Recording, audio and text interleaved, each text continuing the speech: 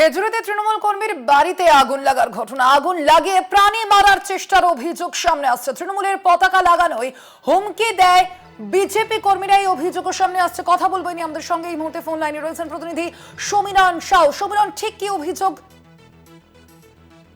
দেখো, বেশ কয়েকদিন ধরে কিন্তু খেজুরিতে যে রাজনৈতিক যে পরিবেশ, সেই রাজনৈতিক পরিবেশ ধীরে ধীরে কিন্তু উত্তপ্ত হচ্ছে। কারণ খেজুরিতে একের পর এক আমরা দেখছি যে বিভিন্ন সময় যে রাজনৈতিক উত্তেজনা ছিল, সেই রাজনৈতিক উত্তেজনা ভোটের আবহে ক্রমশ বাড়ছে, এমনটাই মনে করছে রাজনৈতিক মহল।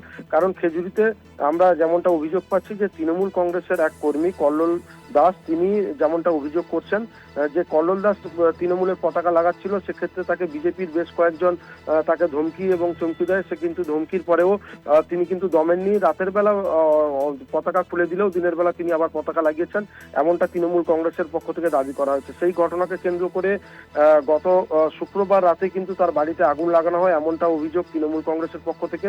তারপরে সে আগুন নেভাতে গিয়ে কল্লোল দাসের তার ভাইপোর হাতেও কিন্তু আগুনের লেলিয়ান শিখা লাগে এবং আহত হয়।